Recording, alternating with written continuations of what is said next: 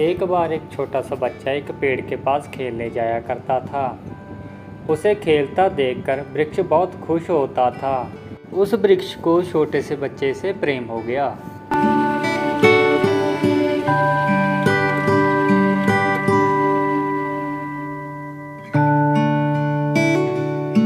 बच्चा जब वृक्ष के फल तोड़ता तो वह वृक्ष बहुत आनंदित हुआ करता था। बच्चा अब धीरे धीरे बड़ा हो रहा था। यही सब बातें बच्चे की वृक्ष को बहुत अच्छी लगती थी। बच्चा अब धीरे धीरे बड़ा हो रहा था। अब उसे दुनियावी काम करने थे, उसे परीक्षाएं पास करनी थी, उसे अपने दोस्तों से जीतना था। इन सब बातों में वह उलझता जा रहा था। उसका वृक्ष के पास आना कम होने लगा, पर वृक्ष उसकी प्रतीक्षा करता। वो आए, पर लेकिन वो नहीं आता था।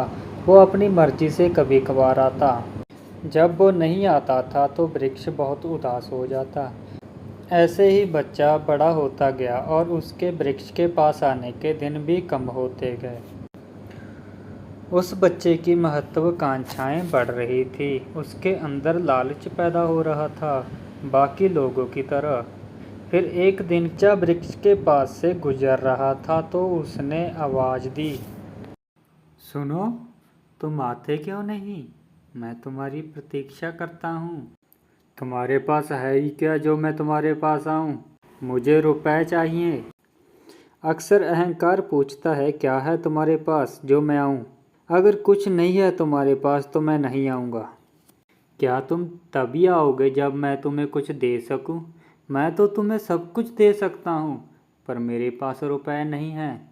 ये रुपए तो आदमी की ईजाद की चीज़ है। वृक्षों ने ये बीमारी नहीं पाली। इतने फल और फूल हम पर लगते हैं, इतनी बड़ी हमारी छाया होती है। पक्षी हमारे पास आते हैं, गीत गाते हैं, क्योंकि हमारे पास पैसा नहीं है। जिस दिन हमारे पास पैसा होगा हम भी तुम लोगों की तरह मंदिरों में बैठकर देखेंगे शांति कैसे मिलती है, प्रेम कैसे पाया जाए।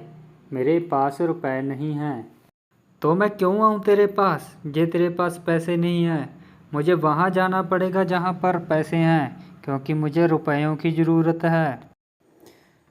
वृक्ष सोचकर बोला, तुम एक काम करो, मेरे सारे फल तोड़कर बाजार में बेच दो, तुम्हें कुछ पैसे मिल जाएंगे। उस लड़के को भी ख्याल आया तो उसने सारे फल तोड़ दिए, कच्चे फलों को भी तोड़ दिया और टहनियाँ भी टूटीं। पर वो वृक्ष तो उसके इस हरकतों से खुश हो रहा था। उस लड़के ने तो एक बार भी पीछे मुड़कर नहीं देखा और बाजार में जाकर फलों को बेच दिया और पैसे कमा लिए।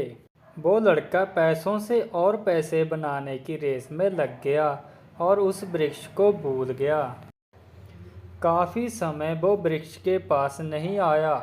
वृक्ष उसका इंतज़ार करता रहता, पर वो नहीं आता।